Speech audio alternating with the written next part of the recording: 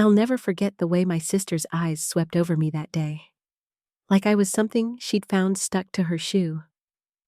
We were standing in the marble lobby of the Grandview Hotel.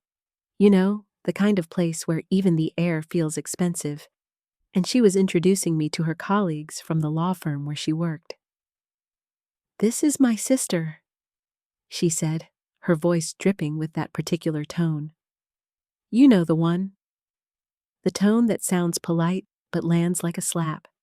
She didn't even use my name, just, "My sister."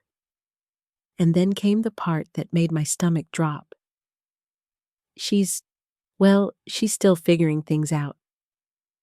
The way she said it, the way her colleague's face shifted from polite interest to that sympathetic head tilt. The way the conversation moved on, like I wasn't even there anymore. I wanted the floor to open up and swallow me whole. But here's the thing about that moment. That terrible, humiliating moment in the hotel lobby. It wasn't the worst part of the story. Not even close. Because 3 hours later, I'd be standing in that same lobby, and a lawyer I'd never met would say 7 words that would change everything. But I'm getting ahead of myself. Let me take you back to where this really started. 6 months before that hotel lobby incident, I was living in a 400-square-foot studio apartment on the wrong side of town. Not the trendy wrong side that gets gentrified. The actual wrong side, where your car alarm going off at 3 a.m. doesn't even wake you up anymore because you're so used to it. I was 28 years old. I worked as a paralegal at a small personal injury firm. The kind of place where the coffee maker has been broken for 3 years and nobody bothers to fix it because we all just run to the gas station across the street anyway. My boss was a good guy, overworked, underpaid, handling cases for people who couldn't afford the fancy downtown lawyers. I made $35,000 a year. My sister? My sister made that in a month. Maybe less. Vanessa, that's my sister, had always been the golden child. Not in a Disney movie villain way, at least not at first. She was just successful. Genuinely successful. She'd graduated top of her class from law school, made partner at 32 at one of the most prestigious firms in the state. She had the corner office, the luxury car, the penthouse apartment with floor-to-ceiling windows overlooking the city. She posted about it constantly. Every achievement, every award. Every fancy dinner at restaurants where a single appetizer cost more than my weekly grocery budget.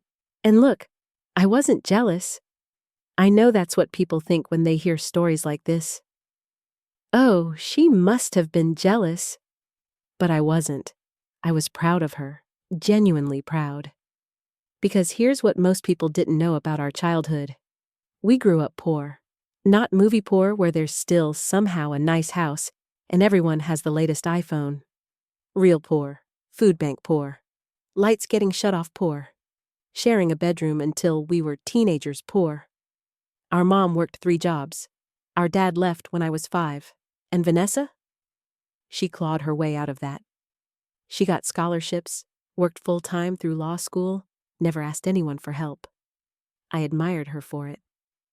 But somewhere along the way, Vanessa changed. Or maybe she didn't change. Maybe she'd always been this way, and I just hadn't noticed. It started with small comments. "You're still at that little firm? When are you going to do something with your life? You know, if you'd just applied yourself more in school." Then it escalated to comparisons. She'd tell our mom about her cases, her victories, her bonuses. And then she'd ask about me, already knowing the answer, just to highlight the contrast. "And what's she doing? Oh, still at the same place?" Our mom tried to defend me. Told Vanessa I was doing important work, helping people who needed it, but I could see it in Mom's eyes too. The question she never asked but always wondered, why wasn't I more like my sister? The truth? I'd tried. I'd taken the LSAT twice, failed to get a score high enough for any decent law school. I'd applied to corporate paralegal positions at big firms. Got rejected from all of them. I'd even started an online business once. One of those things where you sell handmade jewelry on Etsy. Made exactly $47 in 6 months before giving up. I wasn't lazy. I wasn't unmotivated. I was just average. And in a world that celebrates exceptional, average feels like failure, especially when your sister is exceptional. So when Vanessa called me 3 weeks before the hotel incident, I was surprised. We hadn't talked in 2 months, not since Thanksgiving, when she'd spent the entire dinner explaining her latest case to Mom while I sat there, invisible. "Hey," she said, her voice bright in that fake way. "So, the firm is hosting this big charity gala. Black tie event, really fancy. And I thought, maybe you'd like to come." I should have been suspicious. I should have asked why. But instead, I felt something pathetic flutter in my chest. Hope, maybe, or the desperate desire to be included. "Really?" I said. "Yeah, I mean, you should get out more. Meet people, network. You never know what connections might help your career." The pause before career was so slight most people wouldn't have noticed. I noticed, but I said yes anyway. The next 3 weeks were a blur of anxiety and preparation. I didn't own anything appropriate for a black tie charity gala. My nicest dress was from Target and had a stain on the hem I could never quite get out. I ended up spending $200 I didn't have on a dress from a consignment shop. Black, simple, elegant. Or at least I thought it was elegant. I watched YouTube videos on how to do formal makeup, practiced my small talk in the mirror, Googled how to network at fancy events like it was a skill you could learn in an afternoon. My boss noticed I was distracted at work. "You okay?" he asked one day, catching me staring at my phone, reading an article about conversation starters for professional events. "Yeah," I said. "Just going to this thing with my sister, trying to make a good impression." He looked at me for a long moment like he wanted to say something. Then he just nodded. "Good luck," he said. I didn't realize then that I'd need it. The Grandview Hotel was even more intimidating than I'd imagined. Valet parking, a red carpet, an actual red carpet, women in gowns that probably cost more than my car. Men in tuxedos that fit like they were born wearing them. I felt like an imposter the second I walked through the doors. My dress, which had looked elegant in my apartment mirror, suddenly felt cheap. My makeup, which I'd spent an hour on, felt clownish compared to the subtle sophistication around me. But I plastered on a smile and texted Vanessa. "I'm here. Where are you?" 5 minutes passed. Then 10. I stood in the lobby, trying to look like I belonged, like I wasn't desperately checking my phone every 30 seconds. Finally, Vanessa appeared. She looked stunning, of course. Red dress, designer heels, hair swept up in a way that probably required a professional. She was with 3 other people, 2 men in expensive suits, 1 woman who looked like she'd stepped out of a fashion magazine. "There you are," Vanessa said, her voice loud enough that people nearby turned to look. She walked over, and I started to smile, relieved. But the smile died when I saw her face. There was something in her eyes, something calculating. "Everyone," she said, turning to her colleagues with a practiced gesture. "This is my sister." She didn't introduce me by name. The 3 of them looked at me with polite interest. "Hi," I said, extending my hand. "She works as a paralegal," Vanessa interrupted, her tone casual but cutting. "At a small firm downtown. You probably haven't heard of it." The woman's smile tightened imperceptibly. One of the men nodded, already losing interest. "That's nice," the other man said, the word landing like a dismissal. I felt my face flush. "What kind of law?" the woman asked, clearly just being polite. "Personal injury," I said. my voice smaller than I wanted it to be. We help people who've been hurt. Can't afford. She's still figuring things out, Vanessa said, cutting me off again. She said it like I was a child, like I was a project that hadn't quite worked out yet. Time did this weird thing where it seemed to slow down and speed up simultaneously. I watched the three colleagues exchange glances. That look. The one that says, "Oh, the unsuccessful sibling." I watched Vanessa's smile, bright, perfect, cruel, and I felt something inside me crack. Not break, just crack. I started to say, ready to excuse myself, to leave, to go home, and never subject myself to this again. But before I could finish, a voice cut through the moment. "Excuse me." We all turned. The woman who'd spoken was in her 50s, I'd guess. Silver hair cut in a sharp bob, wearing a navy suit that screamed power and money. She had the kind of presence that made people instinctively step aside. She was looking directly at me. "I'm sorry to interrupt," she said, though her tone suggested she wasn't sorry at all. But I couldn't help overhearing.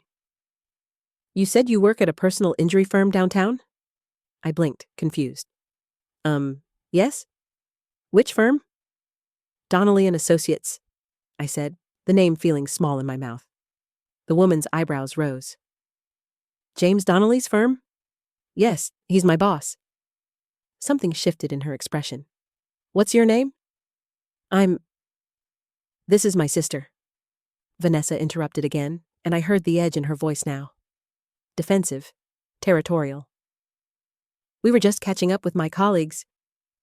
"I asked her," the woman said, her voice cool. "Not you." The air in the lobby seemed to change. Vanessa's colleagues looked uncomfortable now. One of them glanced at his watch. "I'm Alex," I said quietly. "Alex Morrison." The woman extended her hand.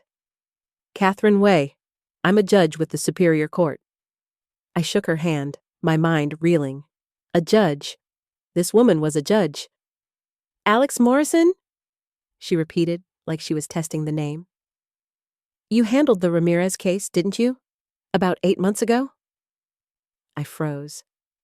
The Ramirez case. How did she... The Ramirez case was one of those cases that had consumed my life for 6 months.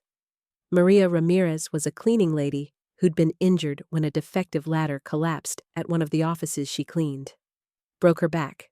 Couldn't work. Had 3 kids and medical bills piling up. The company that made the ladder had an army of lawyers. Big firm, unlimited resources. They dragged the case out, buried us in paperwork, tried to wear us down. My boss wanted to settle. The number they were offering was terrible, but we were a small firm. We couldn't afford to keep fighting. But I'd found something. 3 weeks before trial, I was going through documents for the 100th time, and I found an email, buried in thousands of pages of discovery. An email from the ladder company's quality control manager, flagging the exact defect that had caused Maria's injury. They'd known. They'd known about the defect and sold the ladders anyway. We took it to trial. Won a verdict 3 times what they'd offered to settle for. Maria cried when we told her. Hugged me so hard I could barely breathe. It was the proudest moment of my career. But it was just one case, at a small firm, for a client nobody outside our world would ever hear about. Or so I thought. "I presided over that case," Judge Way said, and my heart nearly stopped. "The discovery you presented, that email chain, it was brilliant work. Tedious, exhaustive research that most paralegals wouldn't have bothered with. And your trial preparation notes were some of the most thorough I've seen in 30 years on the bench." I couldn't speak. "Wait," Vanessa said, her voice sharp. "What are you—" "Your sister," Judge Way said, turning to Vanessa with an expression I can only describe as withering, "is one of the most dedicated legal professionals I've encountered. She doesn't do it for glory or money or status. She does it because she believes in it. Because she cares about people who have nowhere else to turn. The silence that followed was deafening. Vanessa's colleagues were staring now. Not at me with pity anymore. At Vanessa with something else. Judgment, maybe. I didn't realize your sister was in law, the woman said to Vanessa, her tone pointed. She's not a lawyer. She's a paralegal, Vanessa said, but her voice had lost its confidence. A paralegal who does the work of 3 lawyers, Judge Wei said. I've seen partners at prestigious firms who couldn't research their way out of a paper bag. And I've seen paralegals like your sister, who are the backbone of justice in this city. She turned back to me. James speaks very highly of you. He told me last month you're the reason his firm has stayed afloat, the reason he can keep taking cases for clients who have nothing. My throat was tight. My boss had said that? About me? I hope you'll consider judicial clerkship programs, Judge Wei continued. Well, you don't need to go to law school to make an impact in the legal field. Though if you ever wanted to, I'd write you a recommendation in a heartbeat. I managed to nod, not trusting my voice. Judge Wei gave Vanessa one last look, the kind that said everything without saying anything, and walked away. The moment Judge Wei left, Vanessa turned on me. Why didn't you tell me? She hissed. Tell you what? About that case. About, she gestured vaguely, about any of this. You never asked, I said, and the words came out harder than I intended. You never asked what I was working on. You never asked if I was happy. You never asked anything except when I was going to do something real with my life. That's not... It is fair, I said. You've spent the last 3 years treating me like a failure, like I'm embarrassing you just by existing. One of her colleagues cleared his throat. We should probably head inside. The 3 of them scattered like roaches when you turn on a light. Vanessa and I stood there alone in that marble lobby. You think you're better than me? I said. You think because you make more money? Because you work at a fancy firm? Because you have that apartment and that car? You think that makes you more valuable. I never said that. You didn't have to. Vanessa's face was flushed. I worked hard for everything I have. I fought for it. So did I. The words burst out of me. You think I don't work hard? You think I coast through my days? I work 60-hour weeks for poverty wages because the work matters to me, because the people I help can't help themselves. That's very noble, Vanessa said, and her tone was bitter. But nobility doesn't pay bills. It doesn't build a future. It doesn't impress people at parties, I finished. That's what this is really about, isn't it? She looked away, and suddenly I understood. You're ashamed of me, I said quietly. No. Yes, you are. You're ashamed that your sister isn't successful like you, that I don't fit into your world, that when your colleagues ask about your family, you don't have an impressive story to tell. That's not... She stopped, swallowed. Do you know what it's like? Everyone at the firm is always comparing families, talking about siblings who are doctors or CEOs or whatever. And when they ask about you, I have to say, you have to say I'm just a paralegal at a small firm. It makes me look like I come from nowhere. The words hung between us. And there it was. The truth we'd both been dancing around for years. Vanessa had escaped our childhood. She'd built this perfect life, this perfect image. And I was a reminder of where she'd come from. I'm not ashamed of where we came from, I said. Mom working 3 jobs, the apartment with the broken heat, wearing secondhand clothes to school. I'm not ashamed of any of it, because it made me who I am. It made me care about people like we used to be. I care about people, Vanessa said, but her voice was weak. You care about winning. You care about status. You care about what people think. I took a breath. And there's nothing wrong with that, Vanessa. Really. You wanted a different life, and you got it. But you don't get to make me feel small because I chose a different path. Vanessa's eyes were shining now. Tears, maybe. Or anger. Or both. I invited you tonight because... She paused. Because I wanted you to see my world. I wanted you to want this. To want... more. More according to who? She didn't answer. I have more, I said. I have work that matters. I have clients who cry when I help them. I have a boss who trusts me. I have a life that's mine, not some performance for people who'll forget me the second I leave the room. You think my life is a performance? I think you're so busy performing, you forgot who you actually are.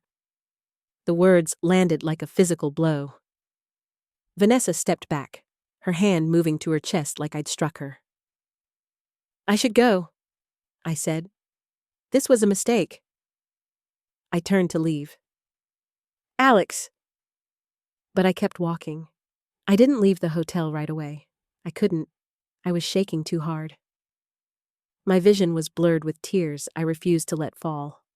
Instead, I found the hotel bar, ordered a glass of wine I couldn't afford, and sat in the corner, trying to process what had just happened. The bartender was kind, didn't ask questions, just slid a glass of water next to my wine and left me alone. I was halfway through the wine when someone slid onto the bar stool next to me. Judge Wei. Mind if I join you? She asked. I shook my head, not trusting my voice. She ordered a scotch, neat. We sat in silence for a moment.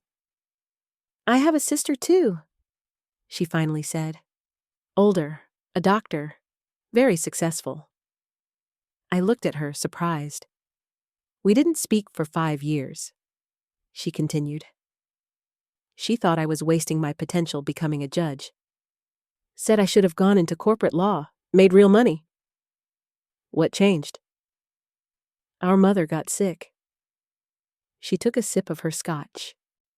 Suddenly, all that mattered was family. Not success, not money, not who had the better career. Just whether we'd be there for each other. Were you? Eventually. She turned to look at me. But it took almost losing everything to figure out what mattered. I stared into my wine glass. I didn't mean to cause a scene tonight, Judge Wei said. But I couldn't stand there and watch her diminish you like that. Not when I know the work you do. How do you know? I asked. About the work, I mean. You said my boss talks about me? She nodded. James and I went to law school together, actually. We're old friends. He tells me about his cases, his struggles keeping the firm running. And he always mentions you. Says you're the best paralegal he's ever worked with. Says you care more about the work than anyone he's met. My throat tightened again. That Ramirez case? Maria still sends him Christmas cards. Did you know that? She brought her kids to the office once to meet the lady who saved Mama. That was you, Alex. You saved her. I just found an email, I whispered. You found justice, Judge Wei corrected. There's a difference. She reached into her purse and pulled out a business card. I meant what I said about the clerkship programs, but there's something else. She paused. My court is looking for a judicial assistant. It's a step up from what you're doing now. Better pay, better hours, incredible experience. And it would put you on a path to become a court administrator if you wanted, or law school if you changed your mind. I took the card with trembling hands. Why? I asked. Why would you do this for me? Because the legal system needs people like you, she said simply. People who remember why we do this. Not for the money or the status or the corner office, but because justice matters. She finished her scotch and stood. Think about it, no pressure, but if you're interested, call me next week. She left, and I sat there, staring at the business card. Judge Catherine Way, Superior Court, a phone number written in elegant script on the back. 3 hours ago, I'd walked into this hotel feeling like a failure. Like my sister was right. Like I was the disappointing one. The one who hadn't lived up to potential. The one who'd settled for mediocrity. But now I was holding a business card that represented an opportunity I'd never imagined. Now I was remembering Maria Ramirez crying in our office, thanking me through tears. Now I was thinking about all the other cases. The elderly man who'd been scammed out of his retirement. The young woman who'd been injured by a defective product. The family who'd lost everything in a house fire caused by faulty wiring. People I'd helped, lives I'd changed, not for glory, not for status, because it mattered. I pulled out my phone and opened my messages. My last text to Vanessa was from earlier. I'm here. Where are you? I started typing, then stopped. What could I say? What was there left to say? Instead, I opened a different message thread. To my boss. Hey, just wanted to say thank you. For everything, for believing in me, for letting me do work that matters. I don't say it enough. I hit send before I could second-guess myself. His response came 2 minutes later. You're the heart of this firm, kid. Don't ever forget that. I let the tears fall then. Not sad tears. Something else. Relief, maybe. Or validation. Or just the overwhelming realization that I'd been measuring my worth by the wrong ruler. I called Judge Way the following Monday. The interview was Thursday. I got the offer on Friday. The judicial assistant position came with a 40% raise. Health insurance, reasonable hours, and the chance to work directly with one of the most respected judges in the state. I gave my notice at Donnelly and Associates, and my boss hugged me. You deserve this, he said. More than deserve it. I feel like I'm abandoning you, I said. You're not. You're growing. That's what you're supposed to do. He pulled back, grinning. Besides, Catherine Way is a better person to learn from than my grumpy ass. I laughed through tears. My last day at the firm was bittersweet. The whole office took me out for lunch at the diner across the street, the place where we'd strategized cases over cheap coffee and cheaper burgers for years. They gave me a card. Everyone signed it. One message stood out from one of the other paralegals. You showed me it's okay to care more about the work than the paycheck. Thank you. I hadn't heard from Vanessa since the gala. Not a text, not a call. Nothing. Part of me wanted to reach out. To tell her about the new job, about how Judge Way had changed my life with one conversation. But another part of me, the part that was still healing from that hotel lobby, wasn't ready. Our mom called me the day after I accepted the position. Vanessa told me what happened, she said, her voice careful. What did she say? That you two had a fight, that she said some things she regrets. I waited. She asked me if I was disappointed. In her, I mean. What did you tell her? Mom sighed. I told her I've never been disappointed in either of my daughters, that you're both exactly who you're supposed to be, even if those people are different from each other. Do you believe that? I asked quietly. I do now, she said. I think maybe I got caught up in Vanessa's success because it felt like proof that we'd made it, that all those years of struggle had paid off. But success looks different for different people, doesn't it? Yeah, I whispered. It does. 3 weeks after I started my new position, I was leaving the courthouse when I heard my name. Alex! I turned. Vanessa was walking toward me, and she looked different. Not physically. She was still polished, still put together. But something in her face had changed. The hard edge was gone. She looked vulnerable. "Hi," I said, my heart pounding. "Hi." She stopped a few feet away, like she was afraid to come closer. I heard about your new job. Congratulations." "Thank you." Silence stretched between us. "I'm sorry," Vanessa said suddenly. "For what I said at the gala. For everything, really. The way I've treated you.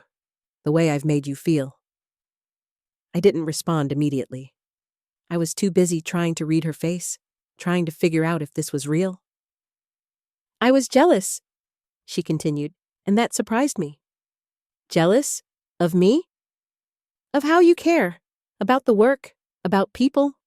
I've spent so long climbing the ladder and winning cases and making partner that I forgot why I wanted to be a lawyer in the first place."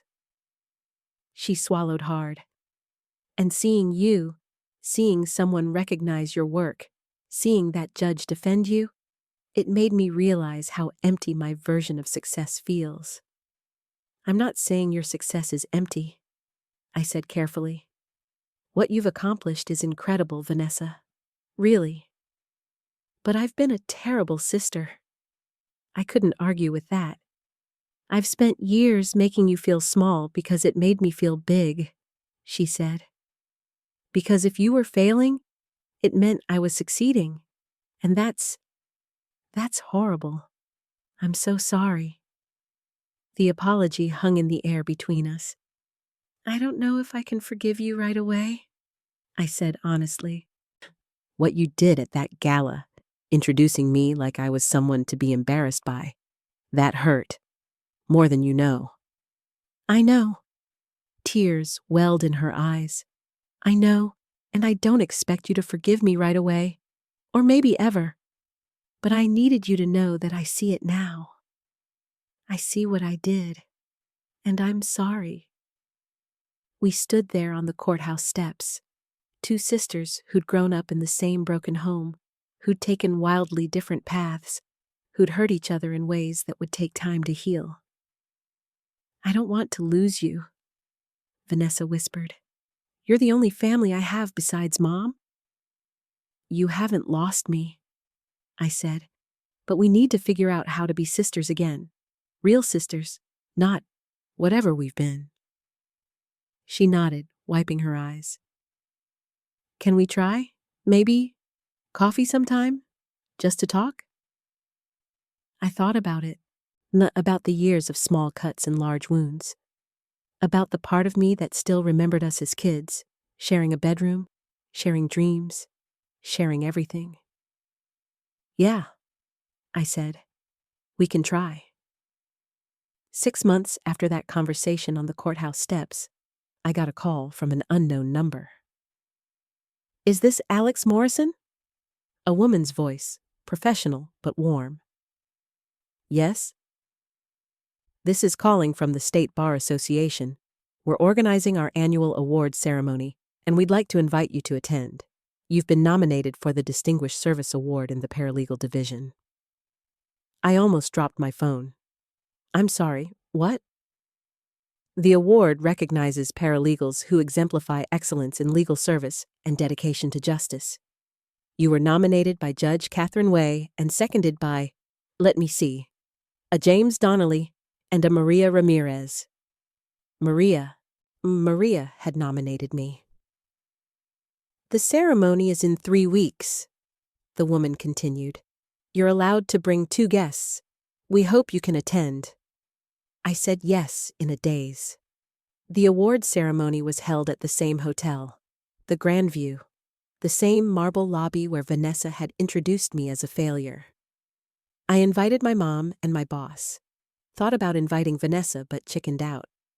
But when I arrived, in a new dress, this one actually elegant, Vanessa was there, standing in that same lobby, waiting. "I hope it's okay that I came," she said when she saw me. "Mom told me about the award and I wanted to be here." I stared at her, emotions warring in my chest. "It's okay," I said finally. I'm glad you're here. The ceremony was beautiful. They showed a video about the nominees, clips of the cases we'd worked on, testimonials from clients. When my segment played, Maria appeared on screen. "Alex saved my life," she said, tears streaming down her face. "Not just because she won my case, but because she made me feel like I mattered, like I wasn't just another file on someone's desk. She fought for me like I was family." The room applauded. I couldn't see through my tears. When they called my name, I walked to the stage on shaking legs. Judge Wei was presenting the award. Of course she was. "Alex Morrison," she said into the microphone, "represents everything this profession should be. She doesn't do this work for accolades or recognition. She does it because she believes in justice, because she believes in people." She handed me the award, a heavy crystal plaque that caught the light. I looked out at the audience. My mom, crying, my boss, grinning. Vanessa, standing in the back, clapping so hard her hands must have hurt. And I realized something. This moment, this award, this recognition, it felt good. But it wasn't what made me valuable. Maria's hug in our dingy office had made me feel more accomplished than any trophy ever could. The thank you card from the elderly man I'd helped had meant more than any title. The knowledge that I'd spent my days fighting for people who needed fighting for, that was the real award. Everything else was just decoration. I leaned into the microphone. "Thank you," I said, my voice shaking.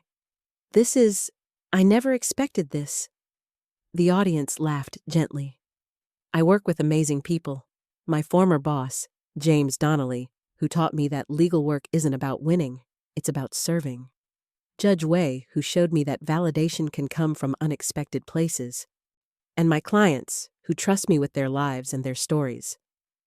I paused, looking at Vanessa. Someone once introduced me as someone who was still figuring things out. And you know what? They were right. I am still figuring things out. We all are. But I've learned that figuring things out doesn't mean you're failing. It means you're growing. I held up the award. This is beautiful, and I'm honored.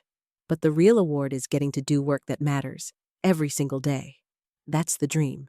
Not the title, or the paycheck, or the recognition. The work itself. The applause was thunderous. After the ceremony, we gathered in the lobby for the reception. The same lobby where this had all started. Vanessa approached me, holding 2 glasses of champagne. "For you," she said, offering one. I took it. "That speech," she said. "It was perfect." "I meant it." "I know you did."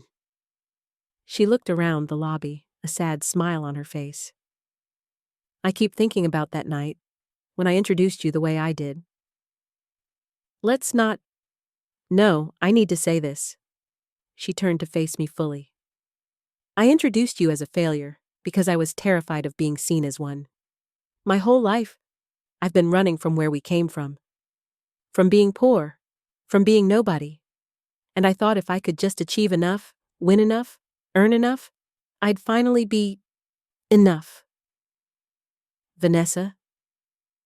But watching you tonight, seeing people celebrate you for the exact things I dismissed, caring about people, doing meaningful work, being genuine, it made me realize I've been chasing the wrong things." "You're not chasing the wrong things," I said gently. "You're just chasing different things, and that's okay. We don't have to want the same life, Vanessa. We just have to respect each other's choices." "Do you respect my choices?" I thought about it honestly. "I respect your drive," I said.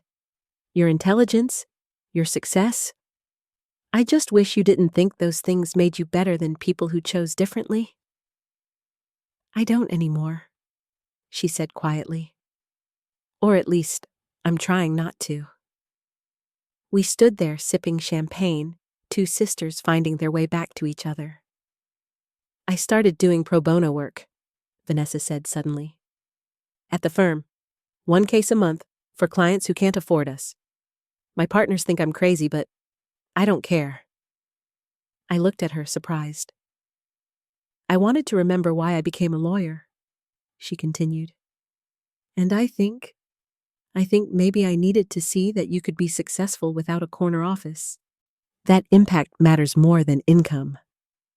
That's a big change. You changed me, she said simply. That night in the lobby, Judge Wei defending you, seeing what your work really meant, it changed everything. There's something else, Vanessa said, her voice tentative. My firm is expanding its pro bono division. We need someone to coordinate it, someone who understands the work, who cares about the clients, who can bridge the gap between big firm resources and small firm heart. She pulled out a business card. Her business card. On the back, she'd written a number. A salary number. I looked at it and nearly dropped my champagne. You're offering me a job? Not just a job, a chance to build something, to take everything you've learned, the care, the dedication, the fight, and scale it. Imagine what we could do with a major firm's resources but your approach to clients. Vanessa, I just started at the courthouse. I know, and I'm not asking you to leave, not right away. But think about it, when you're ready, if you're ever ready. She pressed the card into my hand. You showed me there's another way to practice law. Let me give you the resources to do it on a bigger scale. I looked at the card in my hand. The number was almost double what I made now. The opportunity was staggering. But more than that, it was my sister, finally seeing me, finally understanding me, finally offering partnership instead of competition. I'll think about it, I said. That's all I'm asking. So that's the story of how my sister introduced me as a failure and a lawyer corrected her. But it's also the story of how I learned to define success on my own terms. How I discovered that worth isn't measured in salary or status or square footage. How I found out that sometimes the people who underestimate you are the ones who need to learn the lesson, not you. If you're watching this and you feel like a failure, like you're not successful enough, accomplished enough, impressive enough, I want you to know something. You are enough. Right now, as you are. You don't need the corner office or the fancy title or the 6-figure salary to matter. You matter because of how you treat people. Because of the work you do, even if nobody's watching. Because of the impact you have, even if it's never recognized. My sister learned that lesson the hard way. I almost let her convince me it wasn't true. But that night, in the hotel lobby, a judge I'd never met reminded me of something I'd forgotten. That doing work that matters is the only success that really counts.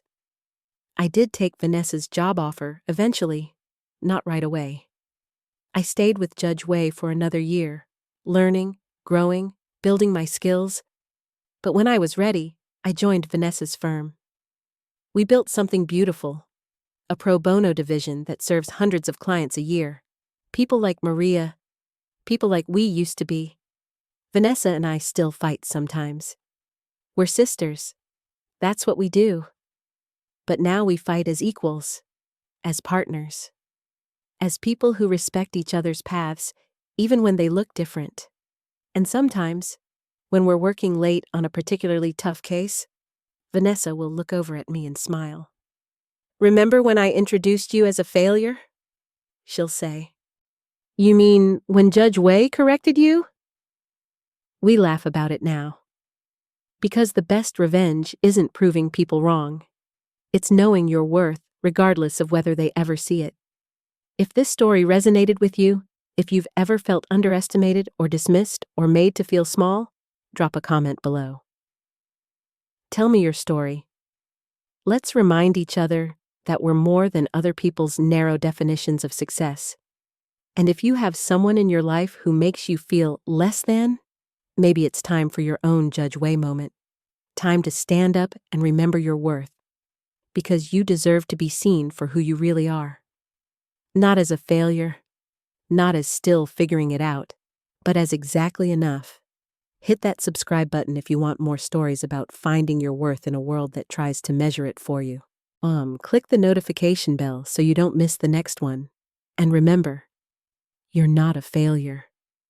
You're just figuring it out, and that's more than enough. Thanks for watching.